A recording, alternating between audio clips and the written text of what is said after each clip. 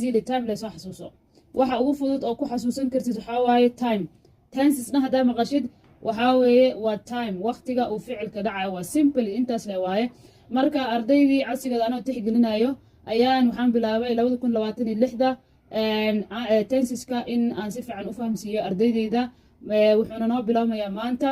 cashirkanan ugu horeeyo si guud ayaan u sheegayaa insha allah waa midna waa u faahfaahin doonaa ila soco hanaga harin saa u fahamta tenseska casharadii hore oo ku jireen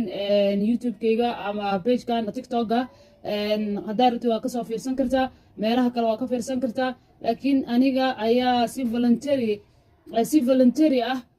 isku dayayo inaan kuu fahamsiiyo tenseskaas maadaama uu howlihiisa ama dadkii inay fahmi waayeen igu soo noqnoqda wax badan special ardayda soomaalida ah haddaba soo dhawow maanta tenseska waxaa rabaa si guud cashirkan inaan ugu sharaxo ama u sheego kadibna mid ayaa u sharaxi doonaa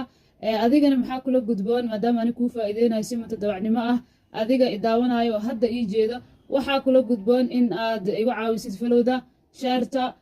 laagta commentiga youtube-kana mar walba waxaan soo dhigaa commentiga ama idiin soo dm garaynayaa hala soo boqo subscribe dhaha intaas adiga igu caawi anigana wixii aqoonteeda kugu dhaamo ayaan kugu caawinayaa intaas haddaa isla fahamnay walaalo isjecelo is caawinaya nahay haddaba waa kuwana 12 tenseska u qaybsamo oo si guud u qoray ayadoona wax example aan ka bixinin kusoo dhawaada so number 1 present haddaa maqashid presentiga waa waqtiga hadda waay waqtiga hadda ah ficilka dhacayo muxuu yahay ama waqtiga hadda meeqo u qaybsamaa mar walba xasuusnow tenses markaa maqashid waa waqtigaas oo ficilka dhacayo ama samaysmayo ama la qabanayo ayaa la yiraahdaa intaas waay wax badan maskaxdaada ha ku wareerinin waxba ChatGPT ha aadin waxba meel kale ha ku mashquulin simply xasuusnow tense haddaa maqashid meel walba adduunka joogtid inuu yahay waqtiga ficilka lagu sameynayo ama dhacayo ama la qabanayo intaas weeye present waa waqtiga xaadirka ama waqtiga hadda weeye present tenska markii laga hadlaayo wuxuu u qaybsamaa 4 haddaba afartiisii waa kuwana number 1 waxaa weeye simple present waa iga haysaa waxaa weeye kan waqtiga waxaa loo isticmaalaa ficilada sida joogtada loo sameeyo ficilada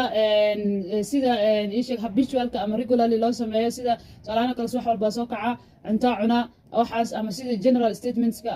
sidoo kale qoraxda waxay ka soo baxdaa the sun rises in the east cimilada waxyaabaha factiska markii laga hadlayo ayaa ii sheeg loo isticmaalaa